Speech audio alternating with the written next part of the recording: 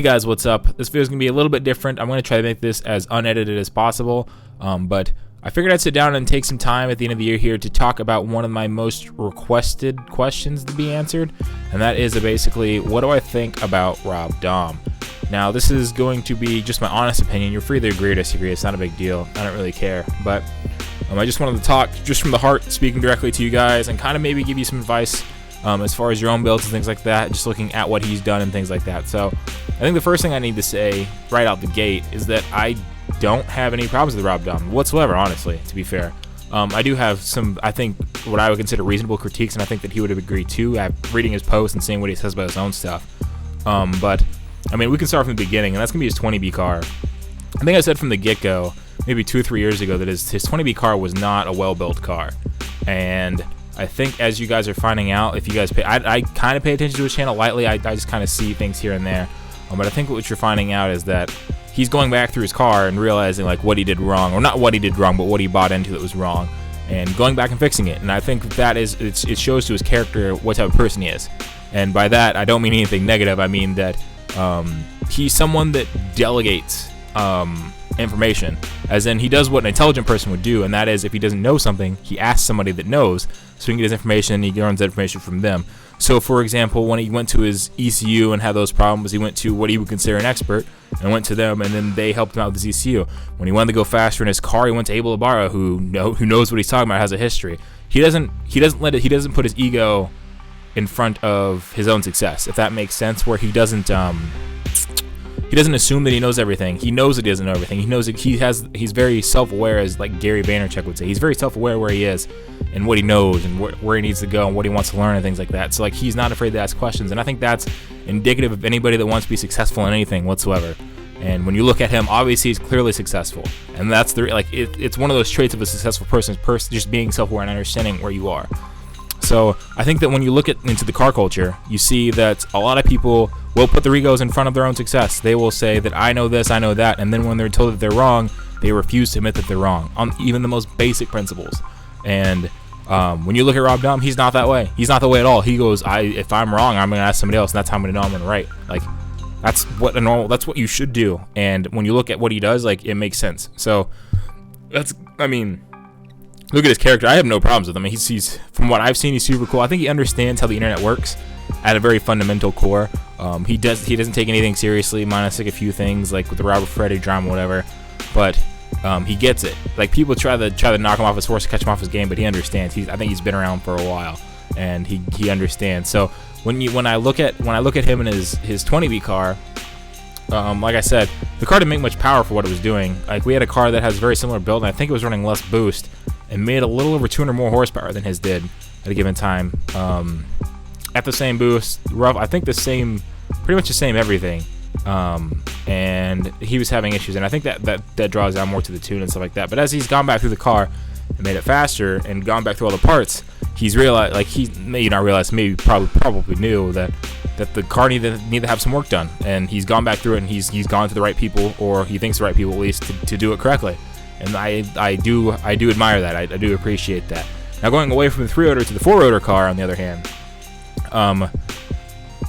there's a lot of controversy when that car was announced back in 2000, whatever year, 15, 16.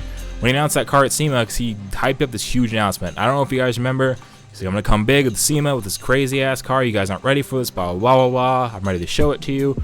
He shows up to SEMA, and he has a rolling chassis with a motor in it, and it's sitting there, and it's brand new. It's wild. Like the body kit, maybe not the best looking to a lot of people, but it's sitting there. And the weirdest thing about the car was that he just showed up with housings and irons with the manifold bolted to a turbo on it, and the car didn't have any internals in the motor.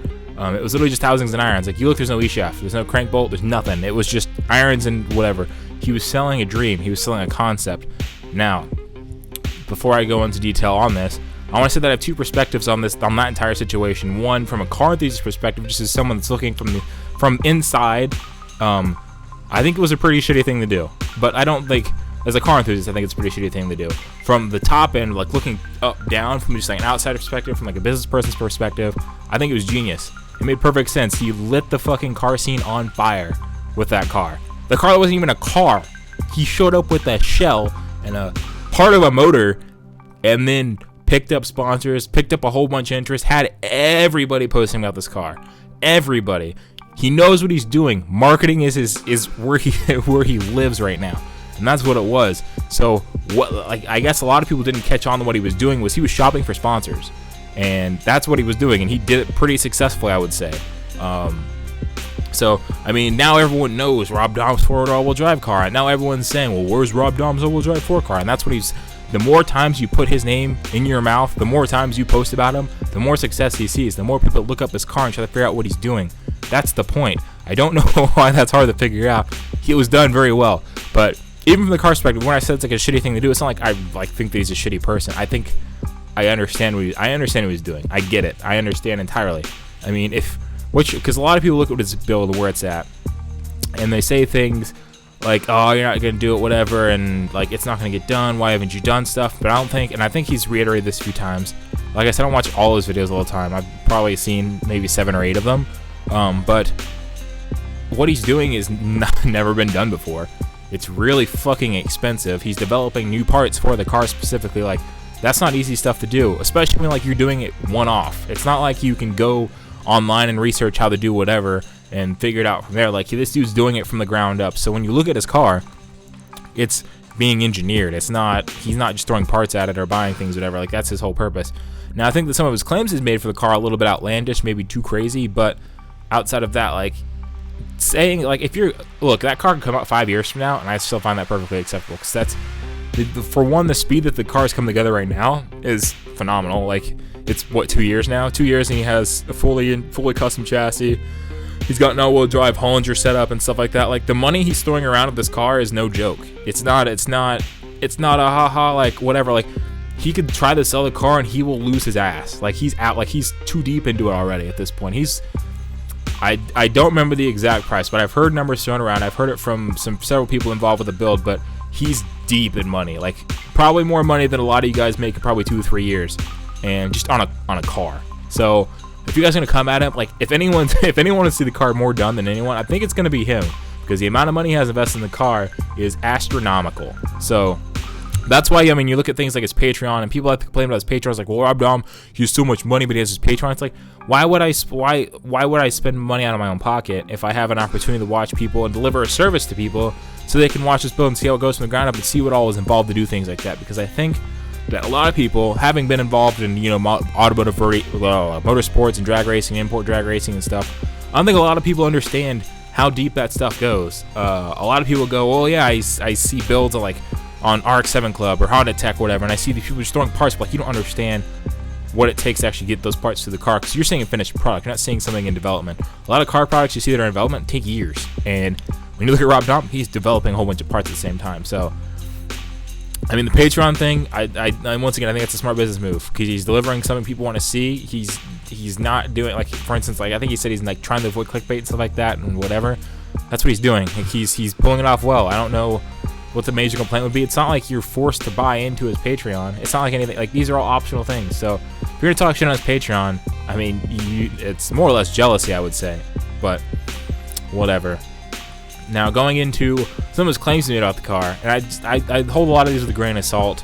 For instance, I think at one point in time he's like, this is gonna be the fastest RX-7 ever built. I don't know if he's retracted that statement yet, but I remember he said that. I don't know if I believe it. I could see it maybe happening. But for him to get into that would require him to go 6s, which, once again, I don't think is out of the realm of possibility.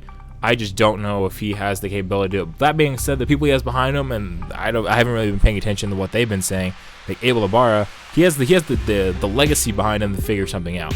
Now, if he does it, I mean, we'll have to see with time. The other thing that I think is a little wild is that he said he's gonna make 2,000 horsepower, and if he said wheel, which I'm not sure if he said wheel or flywheel, I think that that's a little bit of a stretch, given what I know about 4 rotors that have been built for drag racing on the back end by several people, and that is the reason you see mostly the 20B cars running like Major League and stuff is because the E-shaft flex and the 4 rotors causes the rotors to slap around inside the housings because it does not like super high horsepower. You're not going to see very many like ridiculously high horsepower 4 rotor cars ever, and that's one of the reasons why, like, it's not good. I know that some people try to push him to the limits, and it hasn't. So if he's a 2,000 wheel, that'll be a record. That'll be something that no one else has really done, because that does not exist very often, unless you're doing a whole bunch of crazy stuff like using exotic materials for the E-shaft and doing something like the PBRE doesn't offer and stuff like that. That could be the case. I just don't know. This is me speaking purely from ignorance. I don't know 100% on what the details of the motor are at this point. But if he's gonna shoot for that much power, I think that's something we'll just have to see. And he said he's gonna do it, so if he does it, he does it. If he doesn't, I don't know to tell everybody else. But like I said, I think it's a big claim, and I'd like to see him pull it off. Like, from my perspective, I'd love to see him do it. But it's whatever. And then I think the last thing I want to talk about is ultimately the fakes in the car industry, because a lot of people consider Rob Dahm a fake, or there are several people that consider him a fake or whatever, and it's like, I don't see anything that he's done that even comes close. I mean, the most he's done is basically said, I'm gonna show up a scene with the race car, and then showed up with the chassis. Like, that was the biggest thing he's ever done that was like, that would even come close.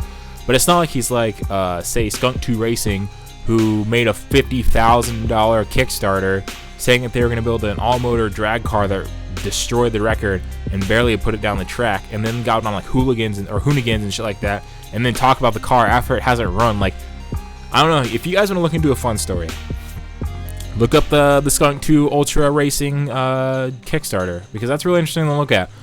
Basically, the story behind that one is Skunk 2 did a Kickstarter for $50,000, saying, if you guys pay us $50,000, we're gonna build an all-motor race car that's a Honda, and we're going to overtake the all-motor Honda record. Or maybe not even that. Maybe they might have just said compete. Either way, they said they were going to go and compete. That car showed up to no races. It has not been to any sanctioned races whatsoever. After the owner of Skunk 2 said so many things, that $50,000 has gone to nothing. They have a car now. It took a while to get the car. The car hasn't gone anywhere near as fast as they said it's going to go, and I doubt it ever will. But, I mean, that car, like, if you're going to take 50 grand from people, you might as well do something. So, I don't know. That's a fun story. I mean, there's other people, like, I know a funny one that someone posted was, like, Dave Mazzei posted video of Phil Sohn, who I don't know if you guys know. It's the RX-7 that was plasticked black at one point in time with, like, wide body stuff on it. A video of them taking a rig shot of the car, which is where you take the picture of the car with the car stationary in the photo, and it has a rig on it. And you take a long exposure to the background, looks like it's blurred. Phil Sohn's car didn't run. Which was it's funny. Like, it's just like, it's a lot of people trying to flex. And when you look, and this is going to be more or less the overarching lesson, a lot of people put their egos out front of their own success. And I think it's something that is pervasive in car culture, because a lot of people want to be Instagram famous. They want to have their cars in magazine. They want to go out and win car shows and do all that stuff. It's just like, why? Like, at the end of the day, it's like, the reason I like racing is because it's objective. It's my car's faster than yours. This is what my car ran as far as time. You go to the car show, it's just like, this person thought your car was better. Or if you go on Instagram and go, I have this many likes, so my car is better. It's like, your judgment, other people's judgment should have no infliction on what you want to do with your own life, with your own car, with anything whatsoever. Other people's opinions should have no bearing on anything you ever want to do, ever. That's why this YouTube channel, as much as some people want to complain about certain videos, I do whatever I want to do. That's why when I build my cars, I build the cars I want to build. That's why I say eBay parts are shitty, I build an eBay car. Like, I don't care. I do whatever makes me happy. A lot of people that get upset about the things that I've said, you shouldn't be, because if you really cared about what you think, you shouldn't care about what the other person says. So, I mean, with that being said, I want to wish you guys a Merry Christmas, whatever, Happy Hanukkah, all the other holidays. I'm sorry if I offended you. I'm not really. But I want to say thanks for the year. Like, honestly, we started out with 0 subs at the beginning of the year. Or maybe whatever, I don't know. But now we have 36,000, maybe 37 by the end of the year. And, like, honestly, didn't expect that to come at all. Like, I knew we'd be successful, at least. I always had that belief. But I didn't think we'd get as big as fast as we did. And it's just the crazy part is that our most viewed video is a video of us doing, like, a shitty taillight mod to an RX-7, which was like a garbage video. It was just a throwaway. Like, we were just having fun. But, like, it wasn't even like, there's no value to it. It just blew up and makes no sense. I get the 5 things ruining car enthusiasts video got big for obvious reasons, because people got upset, but I don't know. It's wild. It's crazy to think about what happens if you just try. Like, honestly, at the end of the day, it's like, I'm making what I want to make, I'm building what I want to build, I'm doing what I want to do. The opinions of others don't matter at the end of the day. So, I just wanted to give you guys a little piece of advice, give you my thoughts on Rob Dahm. I think he's a smart businessman at the minimum. I think maybe he's taking some missteps with this car, but, like, I think that he's going to get ironed out with time, and I like to see it be successful. If it's not, who cares? But with that, I want to say thanks for tuning in, guys. See you guys in the next one, and appreciate you.